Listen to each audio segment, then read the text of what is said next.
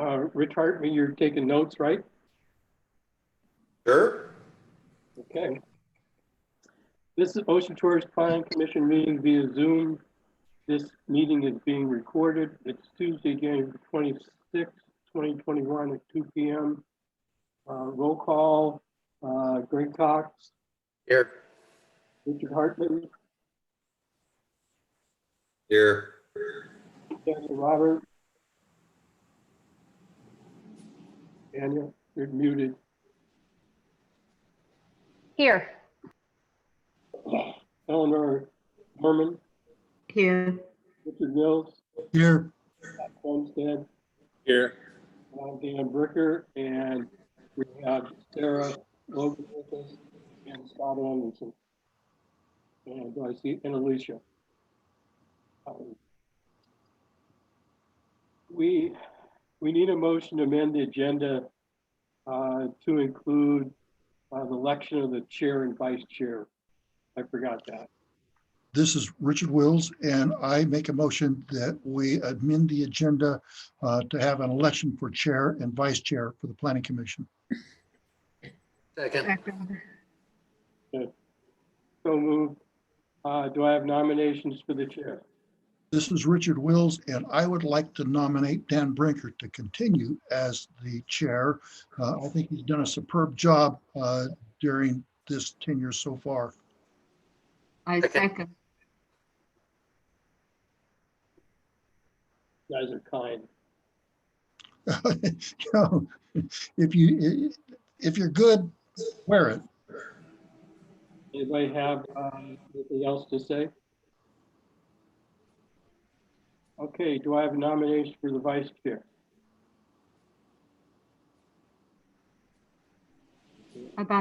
I nominate Tanya. Second.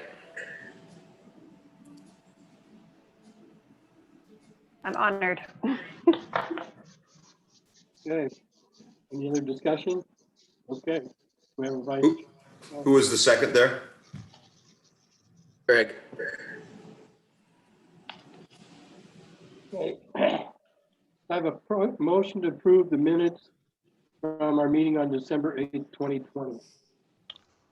I would move that we approve the minutes, but I think that there may be an error, and the error is, I believe Tanya was absent, but I believe it was an excused absence. Yes, it was excused. So I would move to approve the minutes with the change that Tanya was an excused absence. I have a second. Second. Any discussion? So move.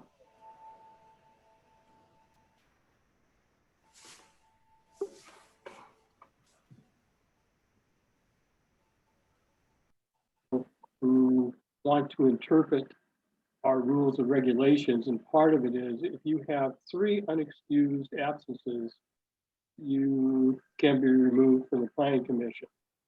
I do not believe we've had that, but we need to, when we do the notes, see if somebody's excused absence or unexcused, so that can be tracked. Because we got people going out on the city website and actually counting them. So, Yeah, I'd like to comment on that if I can. For you, those of you who didn't chime in last night, a constituent made an issue about my attendance record. And I believe that all of my absences have been excused. I took some umbrance in the statistics, if you will, that were noted.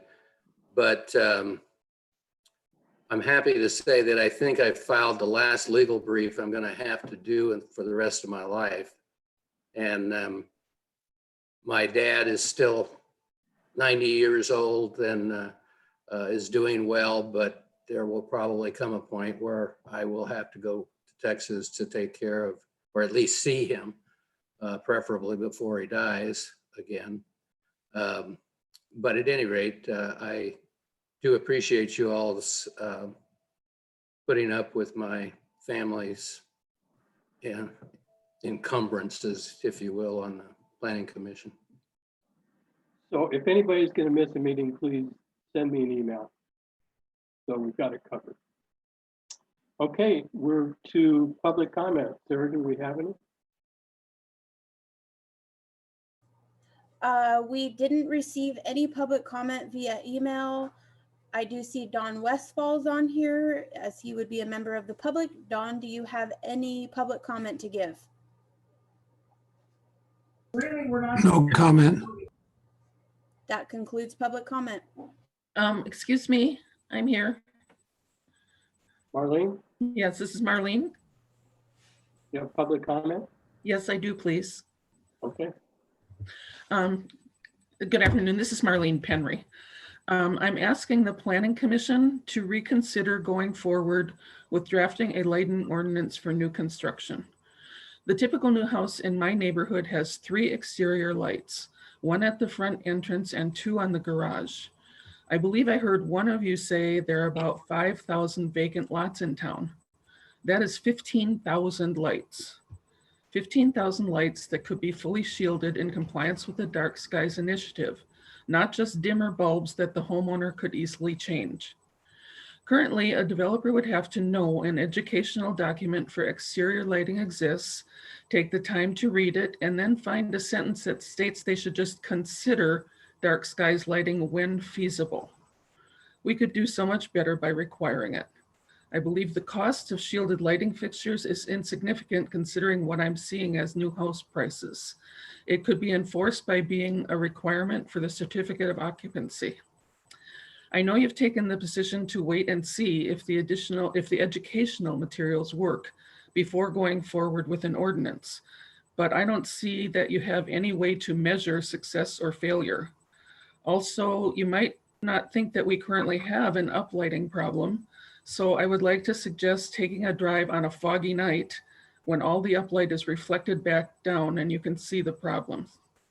I believe you put some policies in the comprehensive plan regarding dark skies compliant lighting, and I'm asking you please to revisit that and please to reconsider your direction on this ordinance.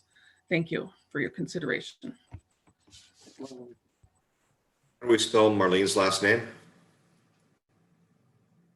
Penry, P as in Peter, E-N-R-Y. Thank you. okay, we are to the discussion on signage, and Richard's gonna lead that. Okay, well, I believe that you all received a copy of the sign ordinance that I put all of the various commissioners' comments on. And my plan is to just go down through the ordinance and discuss just those issues that we have comments. So if you all have a copy of that ordinance and open it up, and for me, the first comment I see is 15.34.010 subparagraph F. And I made this comment, and I just want to bring to the commissioner's attention, there are several signs on Point Brown that are in really poor repair, and a couple of those signs are outright dangerous. They have been brought to the city's attention, and the city has the enforcement officer has brought those signs to the business owner's attention. And I only bring it up because I think that the ordinance as it exists talks about badly maintained signs. But I think that we just want to have be mindful of how important sign maintenance can be from both a city beautification aspect, but more importantly, from a public safety aspect. There's one chunk of sign, and I don't remember exactly which sign it is, but there must be a chunk of that sign that weighs well over 100 pounds. That was 12 or 14 feet in the air, and it's on the ground now. If somebody had been under it when it fell, they'd be dead. So just bring to our attention that sign maintenance is an ongoing issue, and the current ordinance does address sign maintenance. And I don't think that the city needs any impetus from us to better enforce. I think that's their bill, their lane, and I'm gonna get back out of it. Any comments on that? So as I continue to scroll down my document, I get to 15.34.020, and it's the next page below the split, and it talks about abandoned signs. And again, I have a note in there about the flower shop sign directly across or on the east side of Point Brown from Seymour, and it's in the same category. I assume that the city is ultimately going to mitigate that sign, and however they go about doing it, not our lane. I just wanted to bring it to our attention. The next sign that, the next note that I have is on that page, is page 2 of 21, and it's subparagraph 1 about flashing or animated signs. And I don't know if any of you have had the opportunity to drive south on Point Brown when it's dark.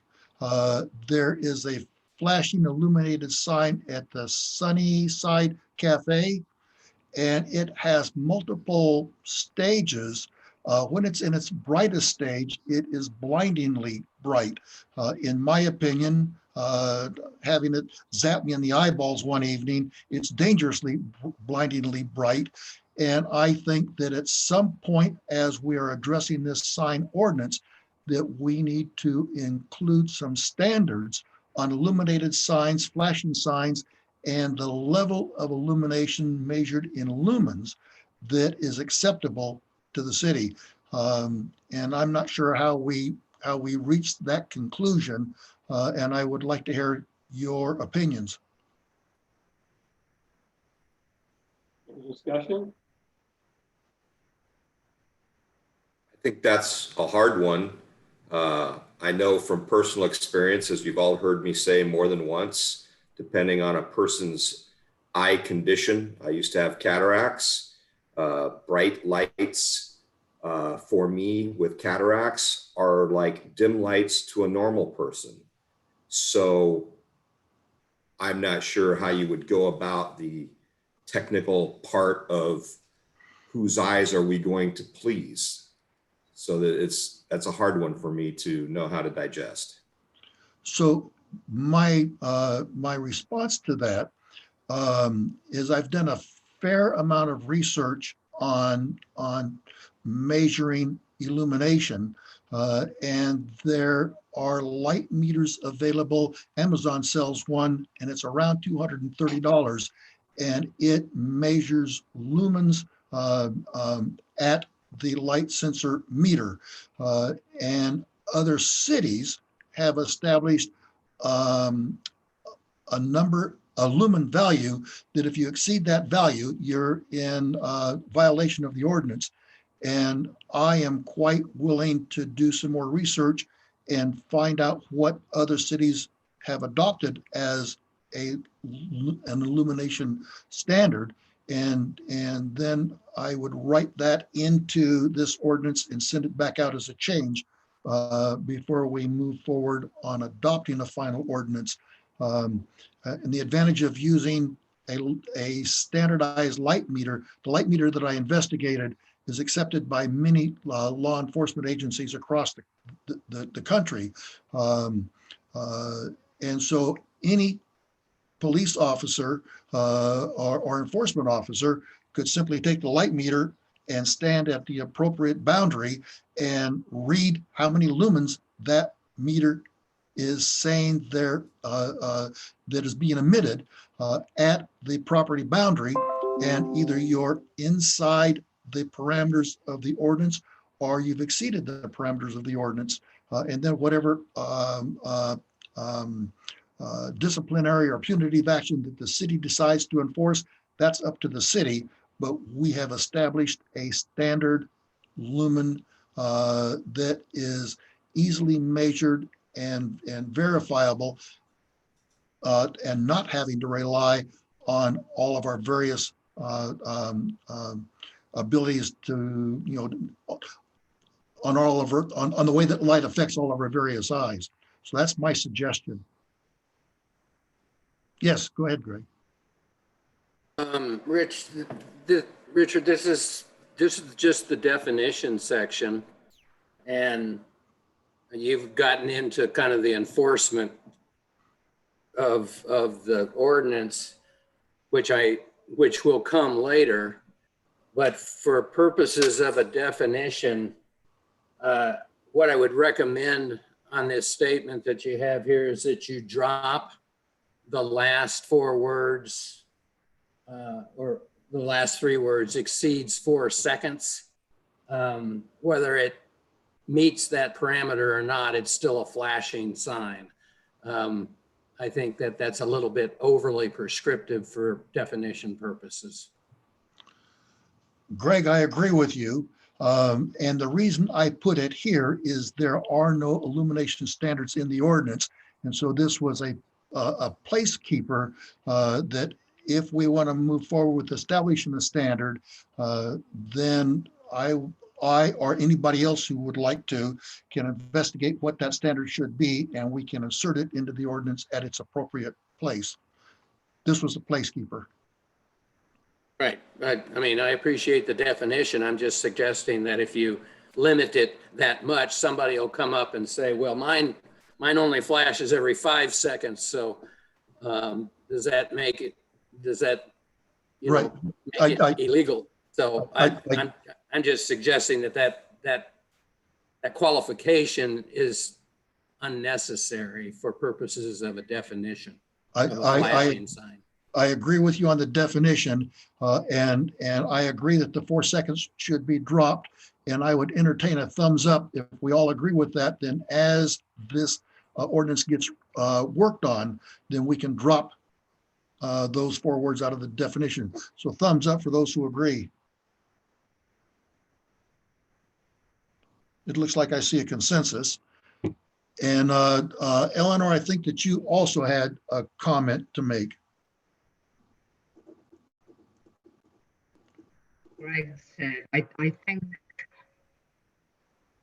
it has to be a standard based on the average person and not on whether or not we have an eye problem. There has to be an average standard out there that we need to go by. Well, again, I agree with you, and that's why I suggest using a standardized calibrated light meter. I think that those light meters are calibrated. What I remember from my investigation weeks and weeks ago is that this specific light meter, and there are many, many available, but this specific one, Amazon, it's around $240, and it meets law enforcement standards. So it would cost the city that amount compared to the, so I think that that's an affordable solution, and it establishes a very clear standard that cannot be misinterpreted. So I agree with you that it needs to be a standard. Thank you. So I think that we need to agree if we're going to try to press for a lighting ordinance of some sort, and then we need to decide if we even want to allow flashing signs or electronic signs, and then yes, apply the lighting ordinance to those signs. So I think that those are all valid points, and I would ask the consensus of the other commissioners. Do we want to address lighted signs and flashing signs and include those in the ordinance? And I'm all in favor of that. So my thumbs up on that. I think we're getting into enforcement again. And I think this is pretty difficult given that we've got a business, we've got more than one business that uses flashing signs. And personally, I think they're obnoxious, but this is kind of like what we went through with the comp plan. We've got existing conditions that perhaps will be inconsistent with a new ordinance. And we have always had difficulty determining, well, are we going to grandfather in people who are not in compliance? And this is another one of those situations. And it's always a knotty problem. And, you know, typically what we end up doing is saying, well, we'll make the ordinance contingent upon all future developments. I'm not comfortable personally going back to a business and telling them that they need to take their sign away. Ultimately, I'd like to think that we can come up with some kind of mitigation. Perhaps they can tone it down. I don't know, but I think it's premature for us to start to think that we can write an ordinance and all of a sudden it's going to remedy an existing situation. Eleanor? Well, I think not only are those flashing signs obnoxious, but they're also detrimental to some folks' eyesight. And I think we should address them. And I think there's probably a possibility that a flashing sign can be changed to a lighted sign that doesn't flash. I don't know, maybe we'd have to check into that. Richard?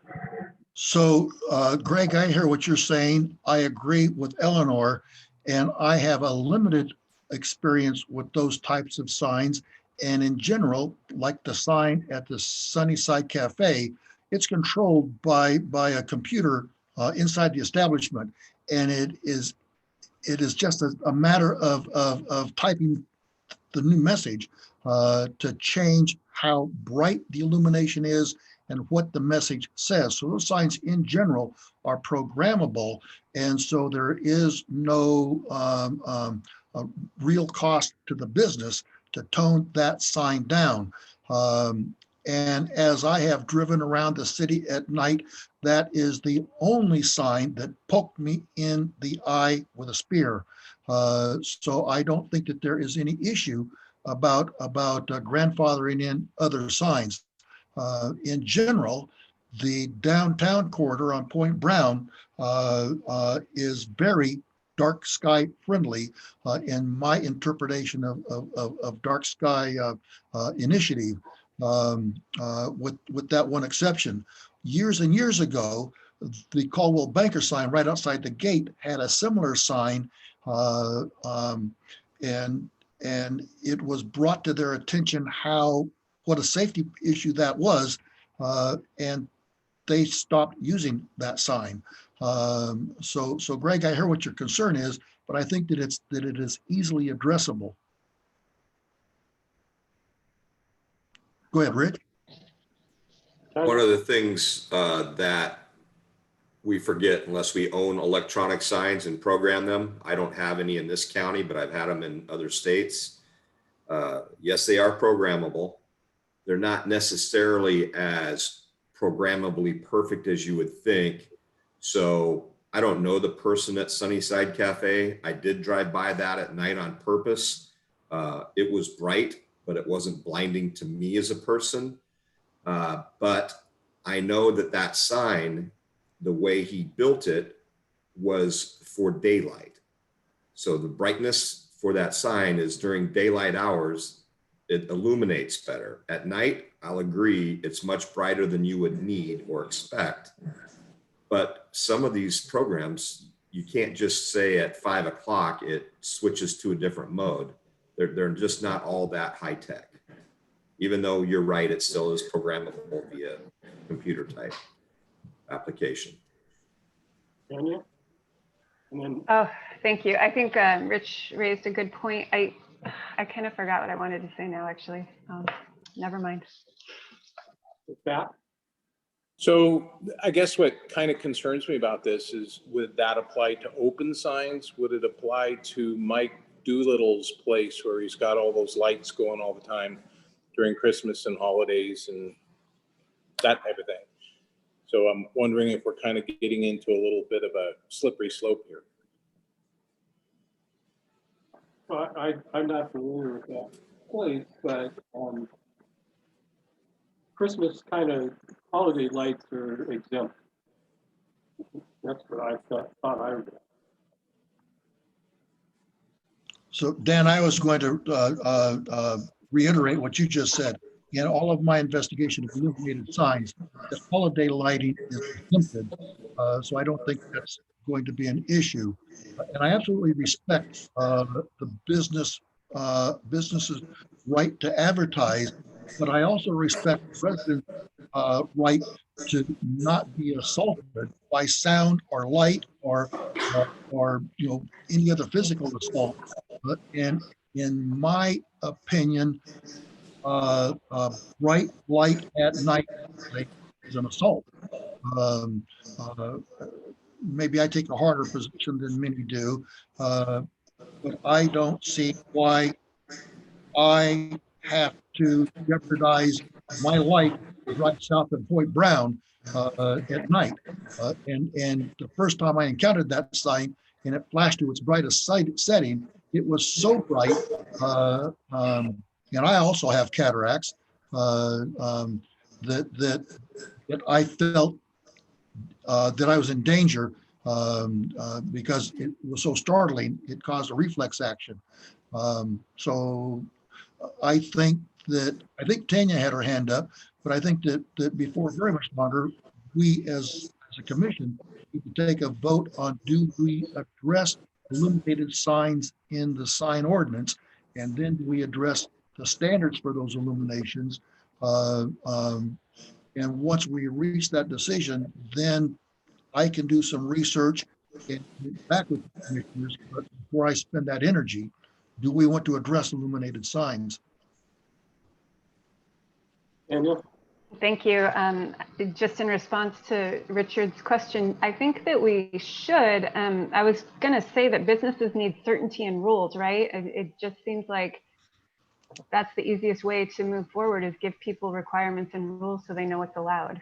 And that doesn't mean we have to retroactively apply them or that we have to do some crazy enforcement effort unless the council chooses to. But I think having the rules in place, and in particular, given that there's so much interest in dark skies types of initiatives, it just seems like getting it in place and putting it into ordinance would be useful.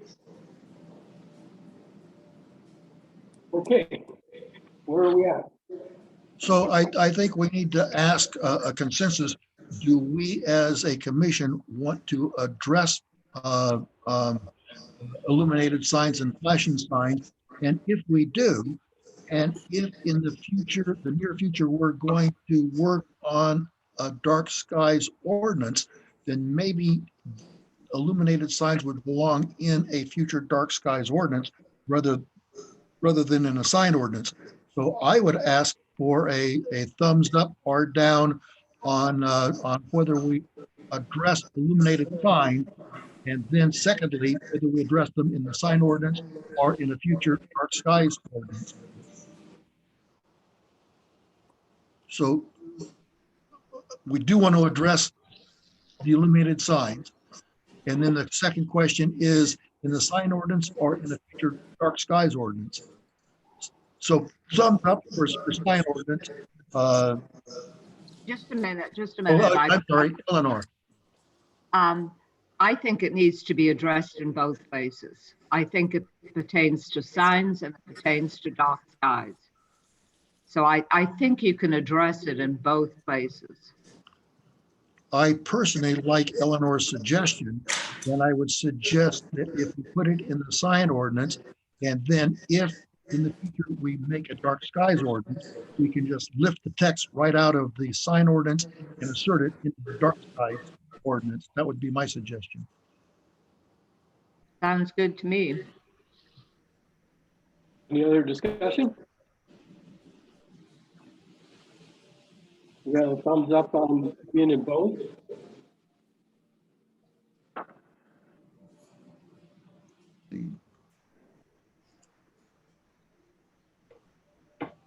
So I'm just curious, Pat and Rich didn't vote in favor. I'm wondering, what are your concerns?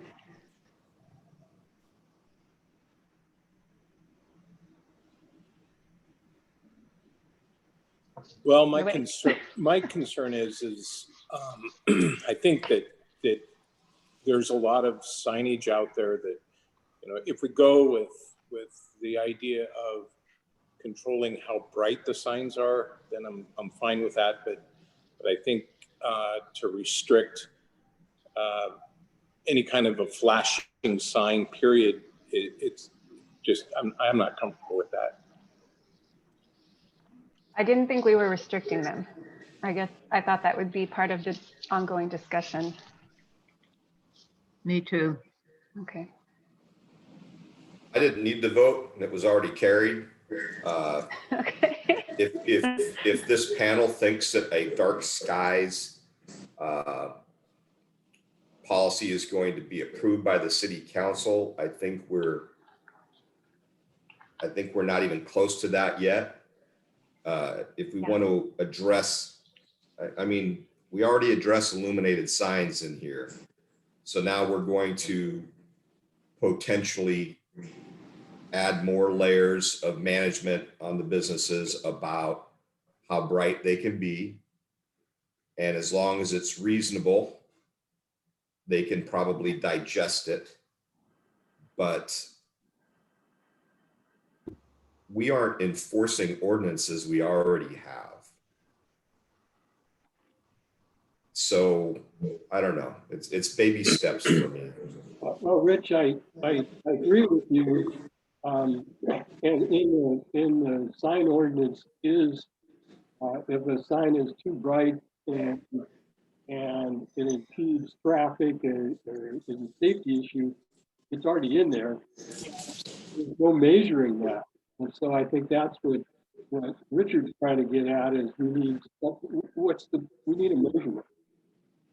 And we need to be able to tell people they got to turn down their signs. And that's kind of my opinion. Eleanor?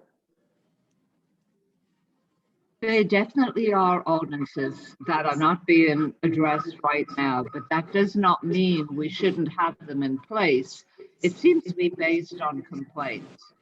And I think people should have the right to complain. The sign is too bright and is making it hazard for them to drive into that area. So I think we can address it knowing that in a lot of cases it's not going to be enforced. But if it needs to be enforced, at least it's in there. So probably the issue is me. I think if your sign's too bright, that the people that don't like it call the business and ask them to take care of it. In this society, especially in Ocean Shores, we seem to just want to call and tattletale to take care of things instead of, people don't even call the businesses. They don't even call the source. They'd rather go on social media and bitch and complain, yet they've not even made an effort to call or address the business. So it's probably something deep inside me that isn't relevant today, which is why I'm having a slight issue with it. I hear what you're all saying. It doesn't make horrible sense, but it all starts with a phone call to the business. Has anybody bothered to talk to the owner of the sign that everybody's bothered by? Anybody? So I have not, and I hear exactly what you're saying, Rich, and the thought that immediately jumps into my mind is 10 or 15 or 20 years ago, we lived in a kinder, gentler nation, and that kind of community dialogue was open and welcome. That ship sailed, and when we are facing an insurrection at the nation's capital, an armed insurrection at the nation's capital, I think that a large number of people would prefer not to directly confront a business, even if you have the skill to voice your complaint in a kind and gentle manner. The way that it's received can be violent. So I think that that's part of why people don't go directly to the business. or to the home that has really bright lights is I think that they're concerned about the consequences of a confrontation. That's just my opinion. I don't know that that's to be true or not, but that's what I think happens. I agree. Well, I'm going to ask that we try to avoid the political commentary and because otherwise we're never going to get through this. We're just to the definitions, for heaven's sakes. So can we, I think we have agreement that we ought to have a definition of a flashing sign. And I think we've had a fair amount of discussion about getting ahead of ourselves in terms of implementation or enforcement. That's not our business. Let's please try to just stick to, Richard, you've done some tremendous work here. Let's just try to get through it with preferably line by line that you've highlighted. Let's just have an up or down vote about if any of us have any problems with it and move on. But remember one thing, whatever we do has to be approved by the city council. Sure. So as we're going through this, we can't be naive. We've got to think like the council thinks and try to get something that's approvable. Well, good luck thinking like they think. We haven't even get anything to them yet. Okay, we're getting into political commentary again. Okay. Maybe we need to take a different approach. That's why I'm saying it. So Rich, I hear and agree with what you're saying. And Greg, I also hear what you're saying. And my next comment is about flashing lights. And I think that before we address that, that it is more appropriate to bring up flashing lights when we get down into the meat of the ordinance. And I think that some research needs to be done. I know that I need to do some research before I am at all prepared to define what flashing lights is or any of the rest of that. So I'm ready to move on if you all are ready to move on. We're ready. So my next point down is about awning signs. And an awning sign by the current definition means a sign displayed on or attached flat against the surface or surfaces of an awning. And my question is what about signs that are hung below the awning? And what prompted that question when I read this is way almost at the very end of this ordinance, there's a definition about how high off the ground a sign can be, and the existing measurement I think was 6 or 8 feet, and that's 18 feet or something. So anyway, I would move past this one and go on to the next point, which for me is down a couple of lines down, and it says that banner means a flexible substrate on which copy or graphics may be displayed. And I'd like to change copy, simply change that to text. I just think the text conveys more meaning than copy. I'm okay with that. Fine with me.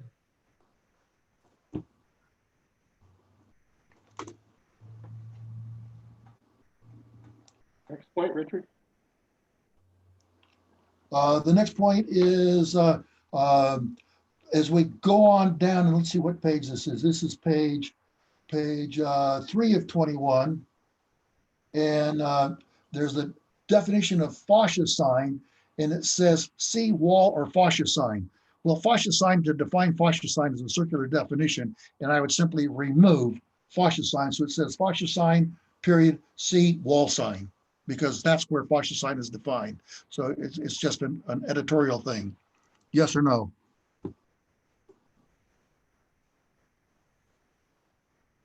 It looks like I see mostly thumbs up.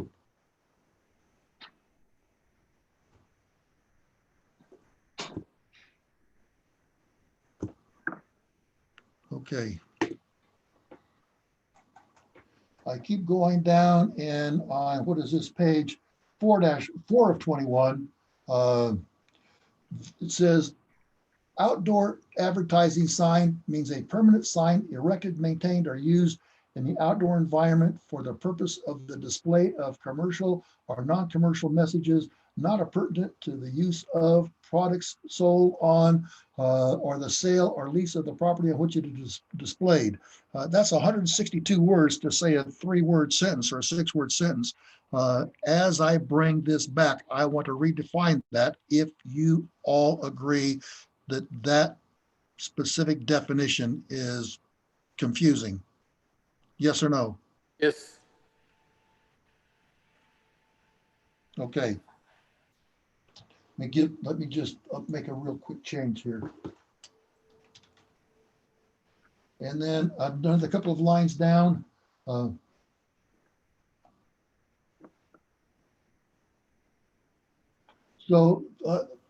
This is, the next one down is about portable signs.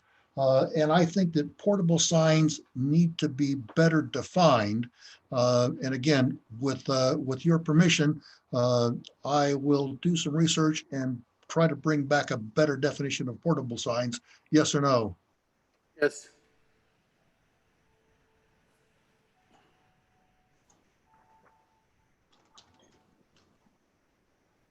And I think then, you're killing yourself a little bit, Richard. pardon?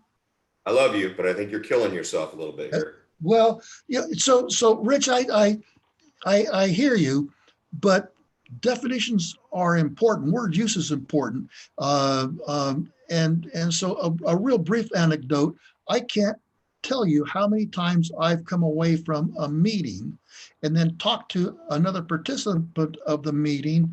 And when we start comparing what we heard, I wonder if we were in the same city at the same time, much less at the same meeting.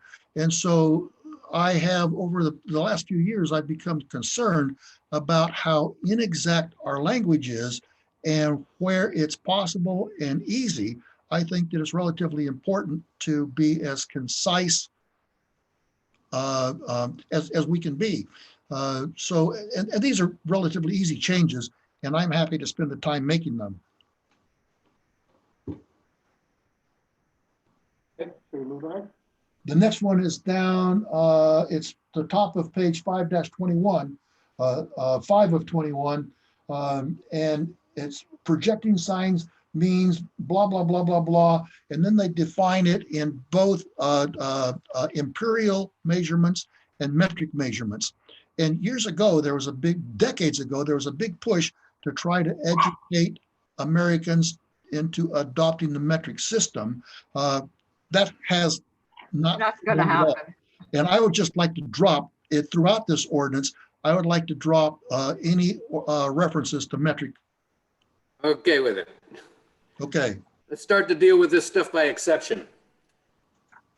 I mean, you've done some remarkable staff work here, so you don't need, it's not your fault if we haven't read it.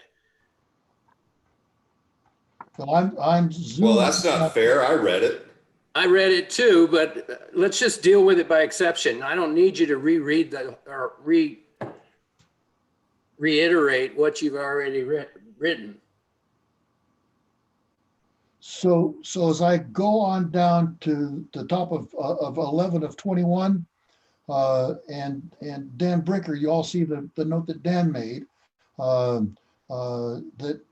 that A-frame signs do not require a permit. Dan sent a copy of the Port Orchard A-frame sign. I don't know if you all have read it or not. I think that somewhere in this area, that pretty much adopting the Port Orchard A-frame sign would be appropriate, because I think they did a good job on A-frame signs. So any comments? Have you read the Port Orchard sign? And if you read it, what do you think of it? Should it be included almost verbatim into our ordinance?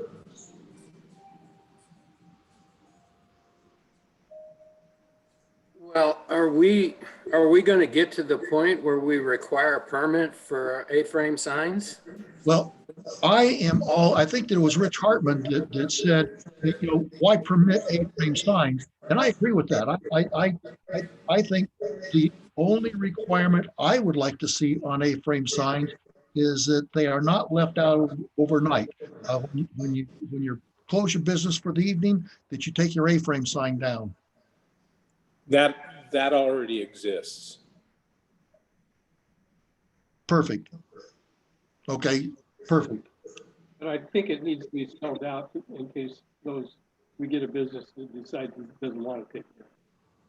Well, code enforcement already enforces it. He comes and gives it to you, and if you do it again, he gives you a ticket. Oh, okay. So it's there.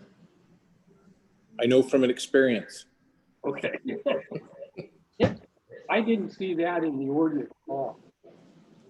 Send them to the flower shop that has the sign been up there way too long. Send them to Rhino too. Yeah. I think it may not be in the sign ordinance, but it's there somewhere because he comes in and he used to do it all the time. Yeah, okay. I think it needs to be in a prominent place, though. I think this is a place to put it. It doesn't matter if it's somewhere else. We want to make it easy to read and understand and not have to go looking back and forth. Let me find out where it is. I'm going to see Sean tonight. I'll ask him and I'll report it back. That'd be great. So Pat, never mind, you already said you reported back, and I assume that we will all receive a report on what you find out, and I think that's perfect. In all the ordinance I looked at, A-frame signs were all permitted. I don't agree with that, but I thought it was interesting. In all the ordinance I read, they required permit. Yeah, that's what I remember as well. Yeah, and I think that's not good. My personal feeling, and I'm asking for consensus, I think that describing the dimensions of the sign is important, but I would like the Ocean Shores ordinance to go with A-frame do not require a permit. And so we would define the dimensions of the sign, but specifically say that permits are not required. I agree. Absolutely. So does Ned. Next, Richard. Okay, so I'm still going down. We've already addressed the Sunnyside light. I'll do some research on that. And then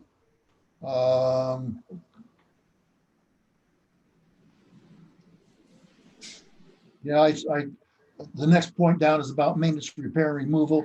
I already addressed that when we started this. The next one down is the flower shop sign, and I've already addressed that when we started this. And we've talked about establishing the standard illuminated sign. And then this issue of portable or temporary signs, we've already addressed that, so I'm moving on. I'm at the top of 14-21. So I had a question about H on the top of page 14. So it says temporarily means May 19th through September 15th. And I thought that was very strange. I think it should just be an annual allowance with maybe a set time window per event or something like that. I don't understand why they would restrict it to the summer season.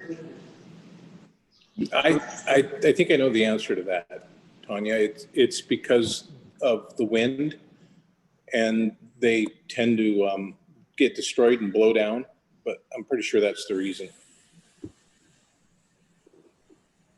Rich? Back to the A-board / portable signs in the sign code that I've read. The reason we were addressing them is one, it says they're only allowed for 20 days during a calendar year. Number two, it says early in it that they are needed to be permitted.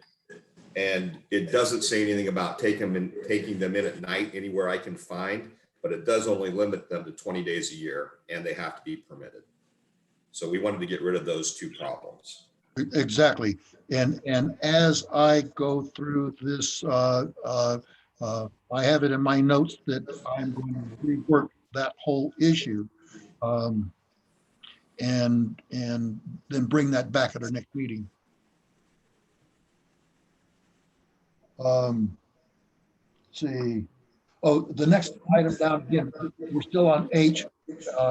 And Pat, I had no idea that that's what drove the dates. Is May through September. Mhm. Well, okay, we can have the flag signs, I'll call them flag signs, wind signs, May through September.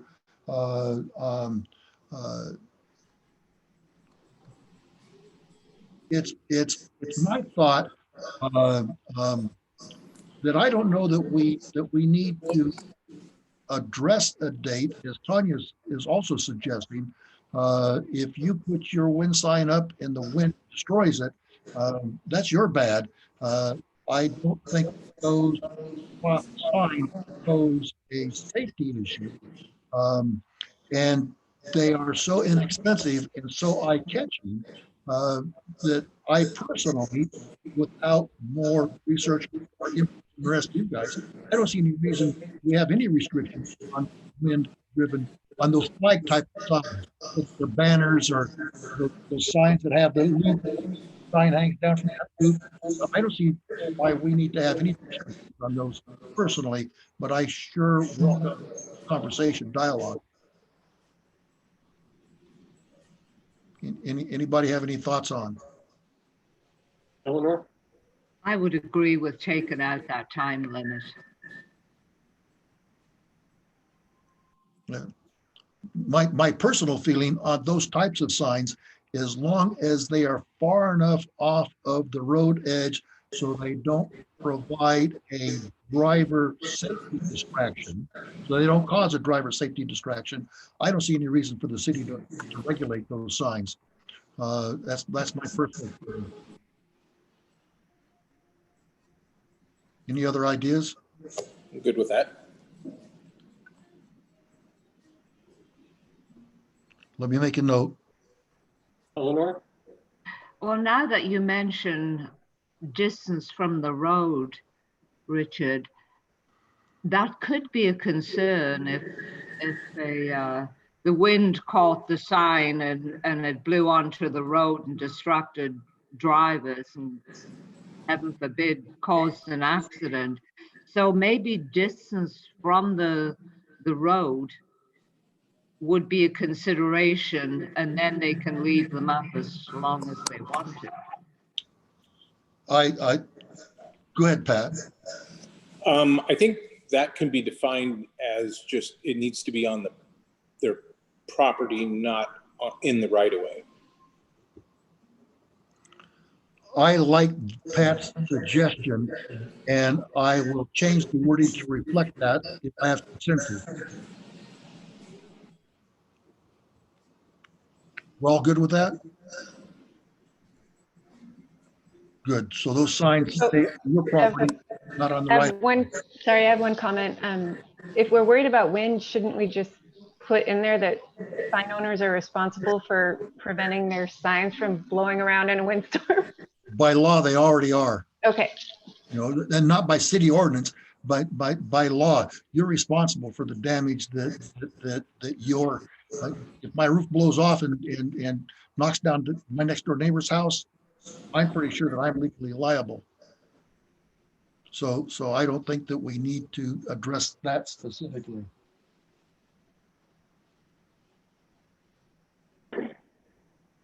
And Rich had a suggestion about eliminating the ordinance spray signs. We've already addressed that. I agree. And Nettie goes on to say that signs are not currently permitted. I agree. This is another thing about national systems. I'm at 15.34.080, and I'm going to eliminate all references to metric measurements.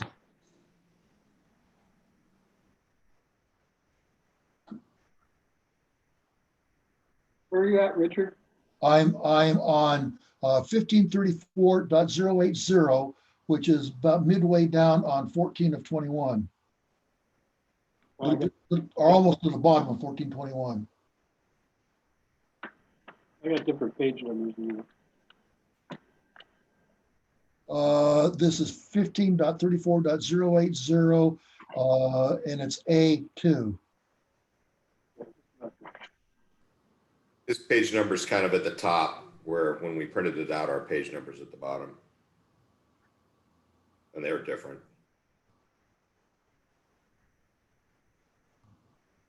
The note that I see, and I'm trying to understand what my mindset was. That paragraph, the dimensions are mandated in table 15.34.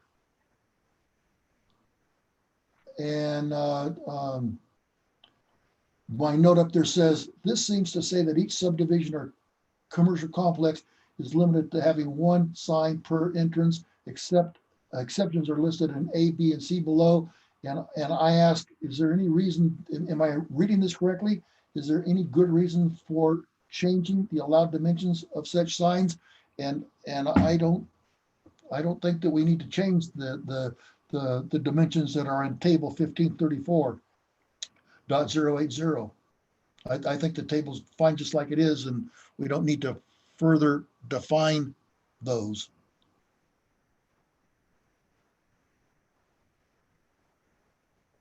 I agree. I have a question. Okay. Richard, you're referring to table 15.34.080. Is it A1 or A2? There's two tables there. I am quite happy with both tables just as they are written, and I don't see any need for us to further restrict what's already being done. Just going to get rid of the metric notation. Just going to get rid of the metric measurements.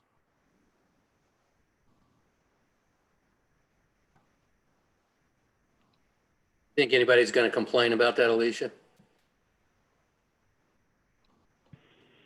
Not that I can think of. The reason we put those in was we modeled this for those of you that weren't there when we did the sign code back many years ago. We modeled it after a code that was done by the International Building Code, and it was specifically a sign code that we copied and put in all of the information to identify the City of Ocean Shores requirements that we had in our municipal code at the time.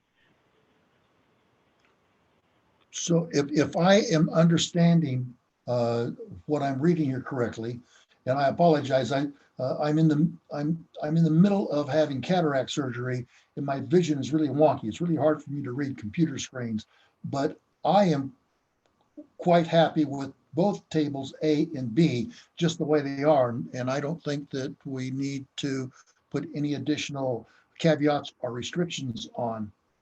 That's my opinion. Agree. Okay. Everybody okay with that?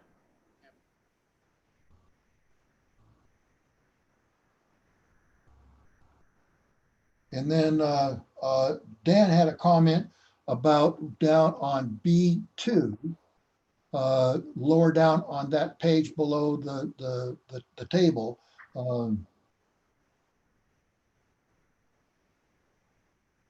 Does this include those temporary signs for residential paving and painting? Does the city require a permit for those? And what I remember reading is there's some place in the city ordinances that says that a construction or remodel, that the builder can put his sign up to advertise that he's doing the job, but that those signs all have to come down. I think that it's 30 days after construction is completed. And I'm happy with that, just the way that is. So I think that I may look at this and try to see if I can make the wording a little more clear. But I'm happy with construction signs. They come down 30 days after the job's completed. Me too. Pat? I'd like to suggest that they come down when the C of O is issued. That way they're not clutter.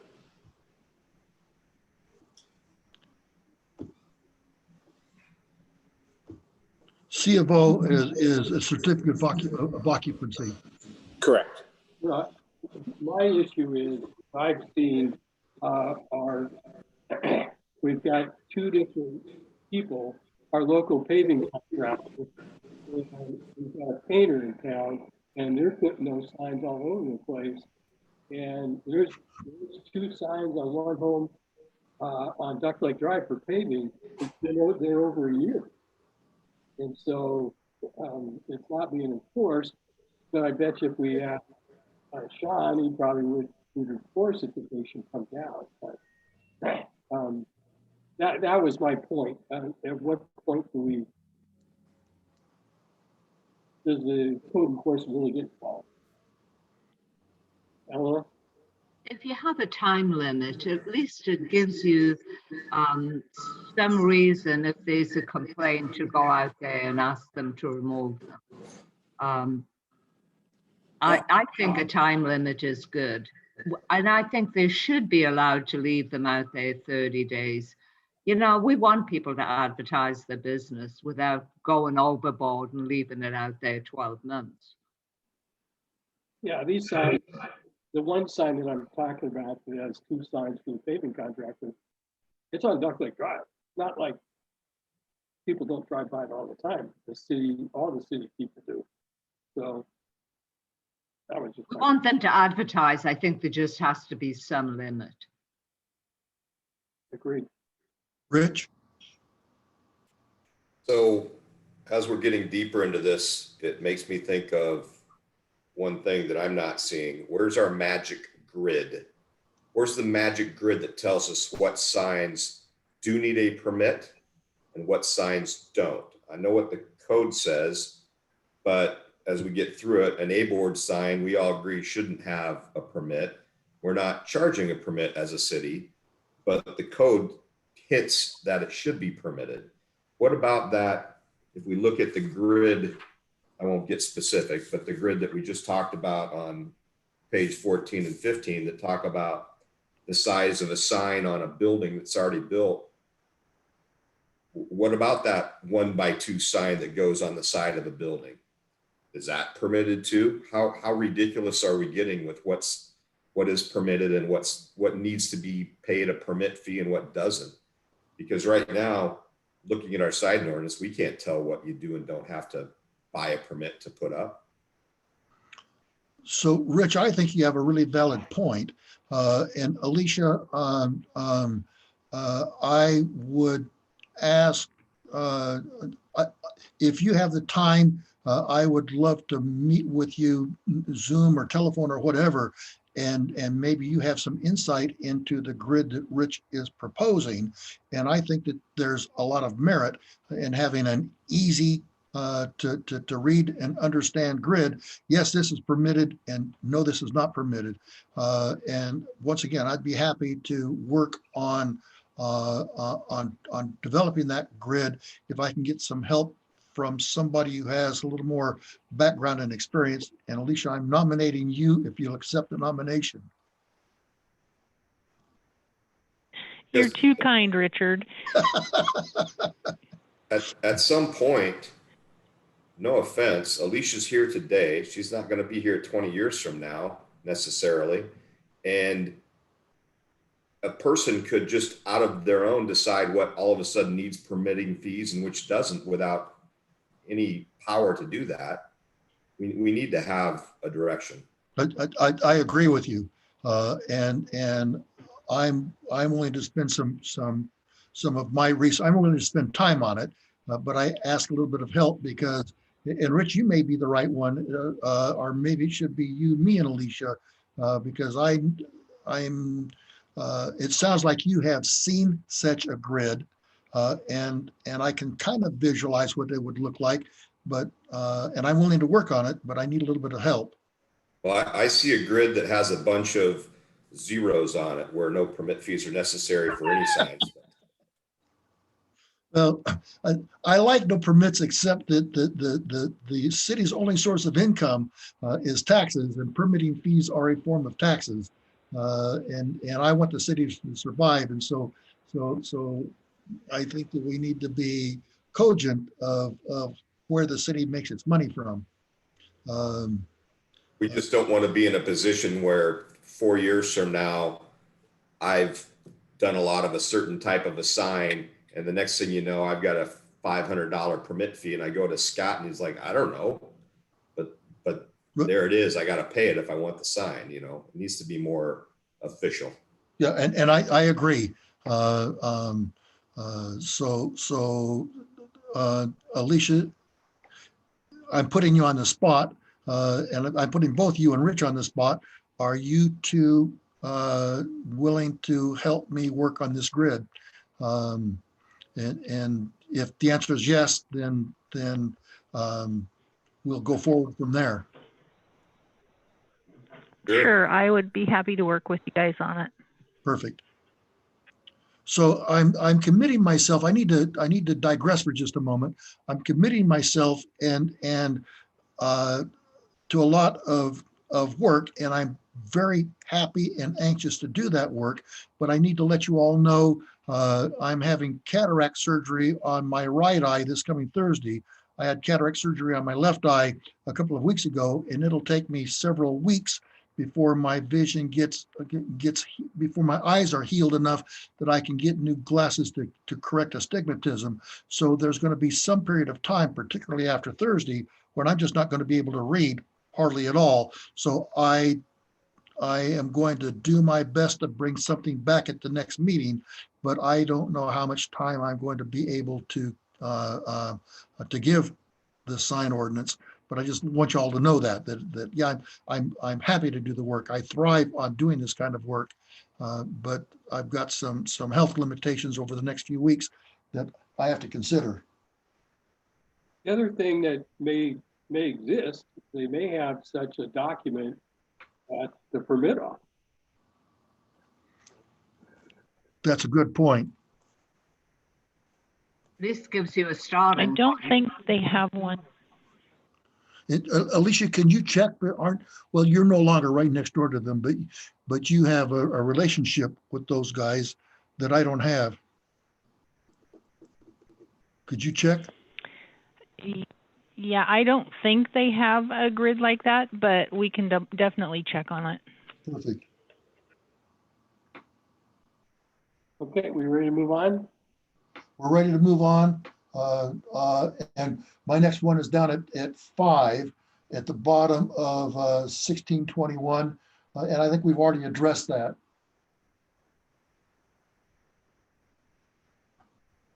And You're going to drop item 5B where it says 20 days. You're just going to drop the 20-day requirement? let's see, let me move back up to, what page are you on? Same page that you. I scrolled on down and I've lost 17.5. 5B. 5B. Oh, right. You want to drop, right, good catch. Let me just make a note here. Give me just 1 second.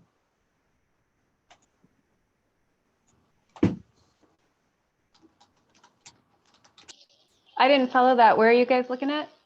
The top of 17-21, item B, such signs shall be displayed not more than 20 days in any calendar year. We're just going to delete that line. It's about portable signs.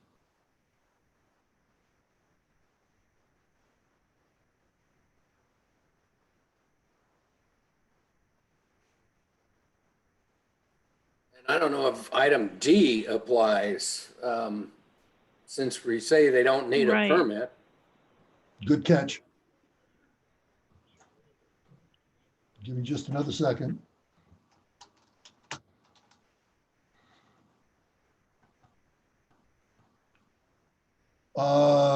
Now I'm at a little ways down on 18 of 21. And this is what I was talking about earlier. And this is under canopy signs. And it says such signs shall maintain a clear vertical distance above any sidewalk or pedestrian way a minimum of 16 feet. I think that when this ordinance was originally written, that 16 feet is somehow a typo. I can't think of any canopies in Ocean Shores that are 18 or 20 feet above the sidewalk. I'm not sure what the minimum distance should be, but I think 16 feet is way too high for a minimum distance. I think something like 8 feet is appropriate. On the other hand, the thought that just occurs to me is if this sign was projecting out over a roadway, maybe they wanted 16 feet so the truck could get underneath it. But that's not, trucks don't drive on sidewalks or pedestrian ways. And so I think that we need to put a new distance in there or eliminate this line. Eleanor. Well, if you look at the delivery trucks on Pine Brown, some of them come in and pull up right next to the building. That's true. And if the truck driver Plus drive-throughs. see the sign, that's on the truck driver. That's my opinion. That's my Well, thought. it may be on the truck driver, but if you have a truck driver knocks down a sign and someone happens to be walking under it, I don't think that's a good thing. I think we need to look at convenience and safety, as well as look out for the businesses. And I think it is a concern. Okay, I hear you.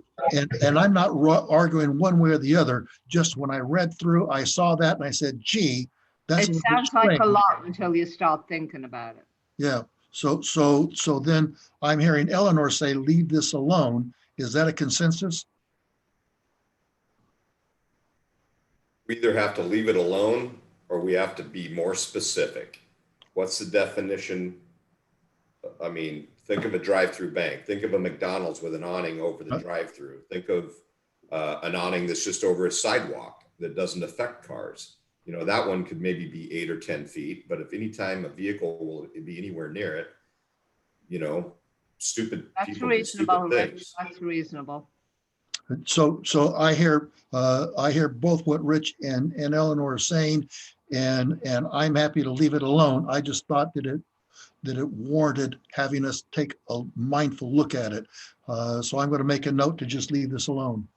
Eleanor. Well, I think Rich brought up a good point. If it's over a sidewalk, it may be impossible for a business to utilize such a sign. And so I think there are cases where it does need to be 16 feet, but I also don't want to hamper a business that's not going to be affected by a truck delivery from having a sign. Could we maybe have some distance from a building where they could have the sign lower? I think that would get really complicated to write that covers all of the bases, but Greg has his hand up. Why don't we just say such signs, meaning these overhead signs, shall indicate proper clearance. That's what McDonald's does. That's what anybody that's got a sign that vehicles have to travel under, they put what the clearance, they warn you what the clearance is. That way businesses can put them wherever they want as long as they have a clearly articulated what the clearance elevation is. When you read this, such signs shall maintain a clear vertical distance above any sidewalk or pedestrian way, a minimum of 16 feet. You could potentially change that to 10 feet, comma, use the proper language that says if it's above any area that a vehicle, you know, parking lot or roadway, then it's 16 feet. You can I handle like it with that. I like that. That's fairly simple too. So say that again, Rich. If above any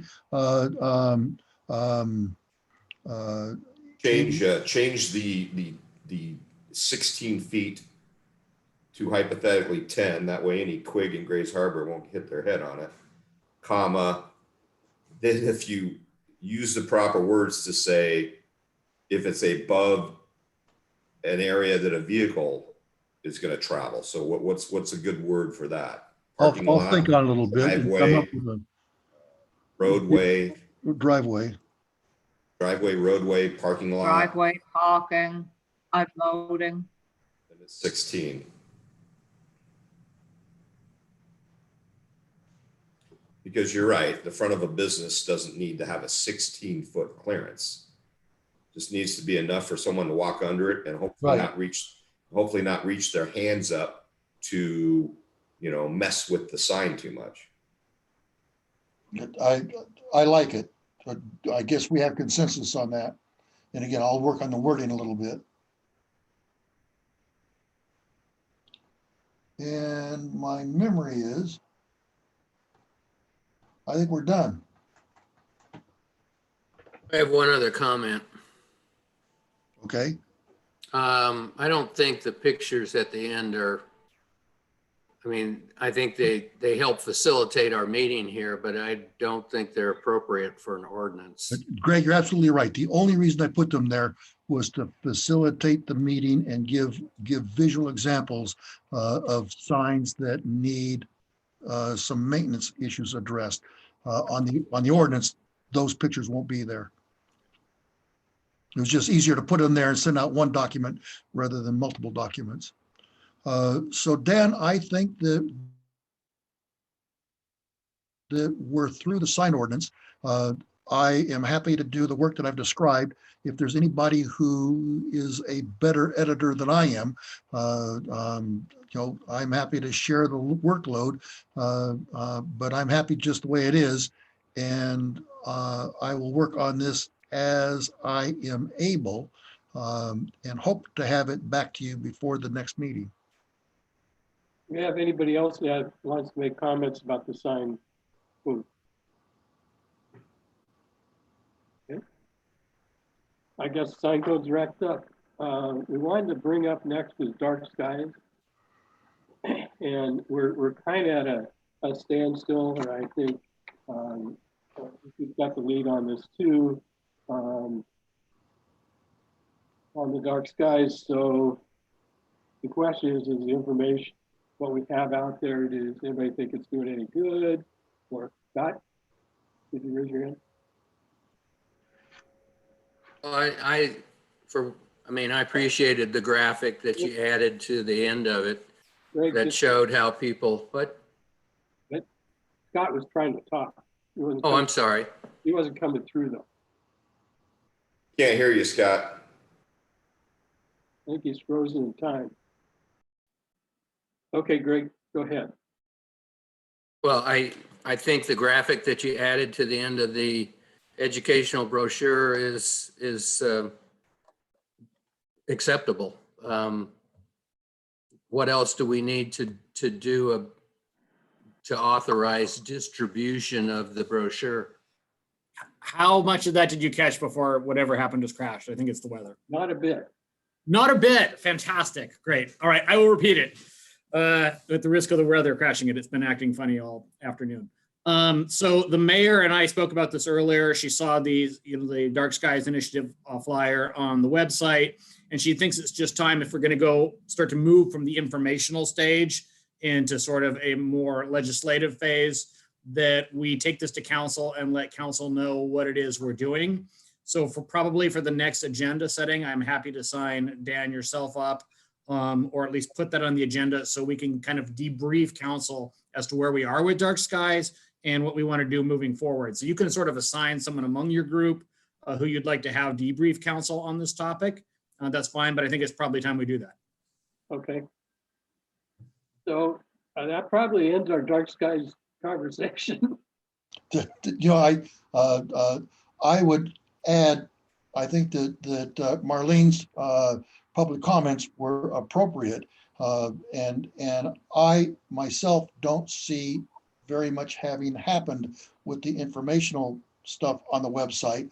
I'm in favor of a dark skies ordinance, but I think that some of the dark skies ordinances that I have looked at are way too restrictive way more restrictive than we need in Ocean Shores. I spent an evening, months ago, driving around the city and looking at nighttime illumination, and the vast majority of the houses are in what I would consider compliance. So I don't think there's an issue, but there are a few, two right next door to me, that are way, way brighter than I would like. If I look out at my lake at night, at my view of the lake at night, all I can see is my neighbor's yard light, and I don't appreciate that. I would like to see the lake at night. So I'm in favor of moving forward with an ordinance, and I really appreciate Scott's idea that we get a consensus from City Council, because I certainly don't want to invest a whole bunch of time and effort into creating an ordinance if the city's not going to act on it. So that's what I think about the dark skies. Yeah, I definitely don't want to go forward with anything until we get some direction from council. Because there's no use in working on it. And if they're anti-dark skies, or if they, I know there's some council members are pro, and I know there's a few that are against. It's up to them to tell us what direction they want us to go. You know, and they may take the ball and say, why don't we send this out to all the residents of Ocean Shores and see what happens? I mean, that's their decision. That's not our decision. So, all right, just among yourselves, obviously, Dan, you can do it publicly, you can do it in private, but just select someone who will be willing to go to council and sort of just debrief council where you are. And then when we have agenda setting, I'll be back in touch and we can put that on the agenda for next time. Okay. Okay. I don't know. I was just going to say, I don't think there's any point in putting any more time or effort into this until we get direction from the council. Yeah. Tanya? Thank you. I think that it would be nice if we had a little write-up of what we wanted to present to council, if there's time for us all to look at that and make sure the message being sent to council reflects what we want them to hear. That's fine. I can write something up, because what are we really going to tell council? We've looked at the Dark Skies Initiative. We put out this, we put this flyer on the website. We're at the point we need direction on what you want us to do. And it's not much more than that. We've had good public comments that would like to see rules and regulations, and we can give them some ideas of what we've talked about as far as what we might be able to do. And then let them take the ball and tell us what to do. So would it be like an itemized outline, kind of bullet points of, you know, here's where we're at, this is what's happened, and this is where we might go? Yeah. Okay. I used that last night when we presented to council. Thank you. Richard, why don't I do that for us, and I'll send it to you first because you've done the most work on this, and then we'll send it out to the rest. And I at this point, I think, Scott, that I'll probably be the one to present. Who's going to present? Who is going to present? I will. You, okay, perfect. Thank you, Dan. That's February 8th. So I'll need your materials. I'll discuss. I just sent you the upcoming call for the agenda just now, Dan. So we have to determine what we'll put on the agenda on Friday. So I will put this on there, and then we'll have 3 days to get our materials to Sarah, the city clerk, for her to get that up into the agenda and ready for council. Okay, I'll go to work on it tomorrow. So Richard will have it, and I'm sure he'll turn around quick and I'll send it to you. Great. Scott, wouldn't it just go on as a other report? So if there's no material, I just need a title and that'd be fine. Okay. Well, yeah, the only thing we'd want to make sure all the city council members have is a copy of the flyer. Yes, exactly. Because I talked with one, I ran into one of them at Home Depot and they didn't even know about it. So I don't know how many of the council members actually have seen it. Okay, are we done with night skies? Okay, does anybody else have any other thing they'd like to discuss? Yes. We have a new commissioner, and I took some time this morning and updated the drop-down menus on the Word template that I use for taking minutes on the meeting. And I'm happy to send that template to Dan, and you can tell Dan whether or not you want a copy of that template or not. Or I could just email it straight out to all of the other commissioners, and you can use it or not as you choose. I like personally the idea of kind of a standardized template, and it makes the minutes just more standard as each of us take our turn at taking minutes. So if you want the minutes, I will either send them to Dan or send them to everybody in one email. Which do you want? Send them to me, Richard. Okay. Anything else? Along those lines, for what was just said, just to confirm, as Pat Brunstad, as the new member of the commission, has he received his materials on from the city clerk? Sarah, have you sent that to him for rules, responsibilities? No. Okay, yeah. So he'll need to receive all the information he needs for communications with other members of the planning committee, all those types of things. So just gotta make sure we get it to him. Okay. I guess at this point we ask, do we have any further public comment? Well, I'd like to thank Don Westfall for all of his contributions to the comp plan, and I mean, I'm going to miss him.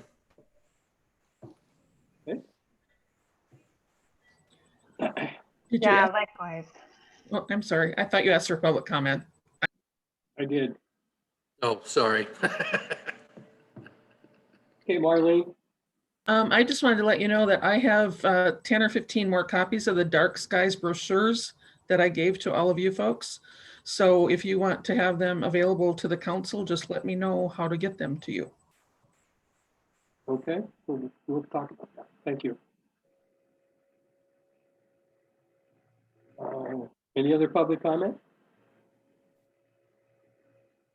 Okay, the next secretary I have is Richard. And I would ask to be deferred at least one cycle and let my eyes have a chance to adjust and I don't know how limited my vision is going to be once I finish the surgery on Thursday. It may be a matter of a couple of days and I can see fine. Based on my left eye, I don't anticipate that.